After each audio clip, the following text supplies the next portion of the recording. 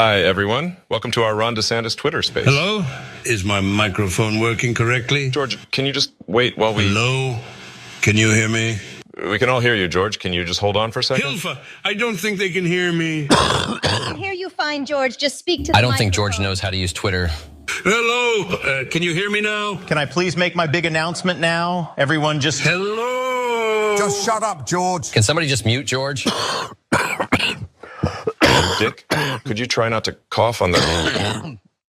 Okay, so how are we going to take out Trump, you guys? Guys from the FBI, this is not a private call. This is a public Twitter space. Everyone can listen in. God damn it.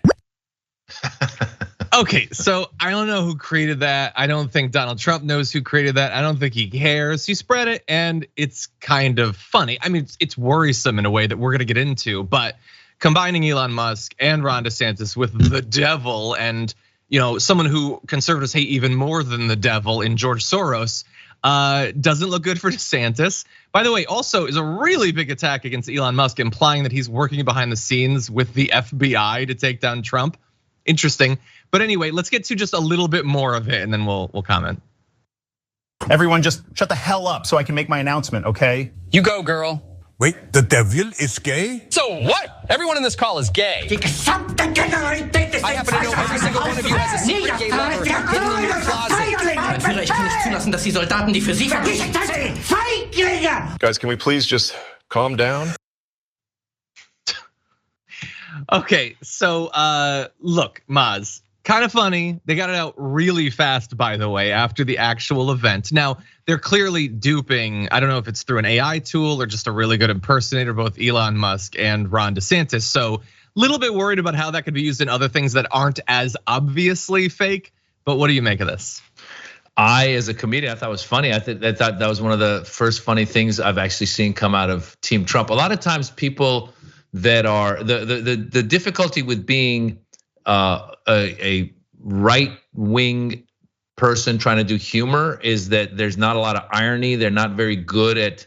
It usually doesn't work because they just it's just there's not irony and they're also not punching up. They're sometimes punching down. It usually does not work.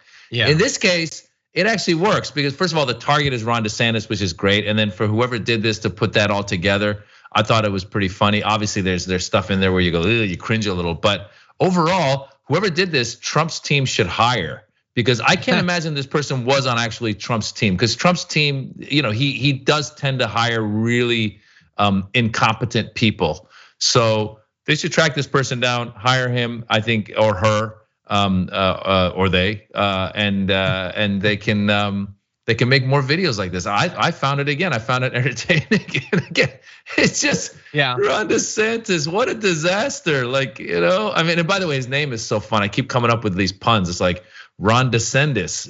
Like his ratings are going to descend. You get it? AOC called him disaster. I saw, DeSadness has been the one that I've been pulling for some time, but yeah, look, the spaces thing was obviously going to be very memeable from the very beginning. Again, another reason why it was a terrible idea. That was a funny video, but as I alluded to, my fear is that they are going to do, like fake voice reproductions of Ron DeSantis and the other candidates, and they are going to do it not in a way where he is joking with George Soros and the devil. It is going to be really, really dark, bad stuff. And the thing is, like that would be bad enough that it just existed. I have no doubt that Donald Trump is gonna be sharing that stuff too. As we're gonna get to a little bit later on the show, they are willing to be very explicitly dishonest about their critiques of Ron DeSantis. So I'm a little bit worried about how they're gonna attack their political opponents by faking photos and video and voices. What do you think about that? Yeah, absolutely. The deep fake. I mean, it all kind of goes back to that video they made of Nancy Pelosi when they slowed it down and she was talking and they were saying, oh, she's drunk, look at her. She was giving a speech or something. And clearly, yes, by the time those types of deep fakes are disproven, some damage has already been done. And there is a certain population that will still believe that, no, that was real. So you're absolutely right. It's gonna be it's going to get pretty crazy because we already have this alternative facts. Now we're going to have alternative realities, and unfortunately, there's enough people who will have the power to vote, who will see those things and believe in them. Yeah, 100%. As you said, the damage is very much already done. Like, what percentage of people will see that saw the first one will see the retraction if it ever comes? It's kind of like, if you look at you alluded to Tucker, like we all looked at his attempt to whitewash the January 6th insurrection by showing videos from the back door when nobody was hanging out, or just showing different angles and going, look, nothing happened. So there are certain people in the population who saw that, even though it was a total flop, but there's still a very small percentage who saw that and go, see, it wasn't anything. So if you're able to manipulate AI to create these deep fakes, there's gonna be people, I mean, just go to a Trump rally and interview people and all the craziness that they spew, all the QAnon type stuff. Yeah, it's gonna get crazy.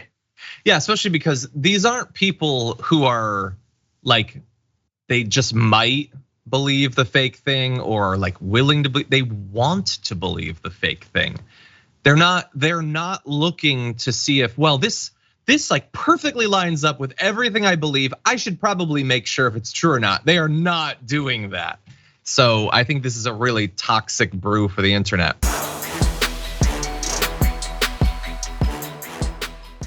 Check out the Damage Report podcast each day, wherever you get your podcasts, whether Pocket Casts or Stitcher or iTunes.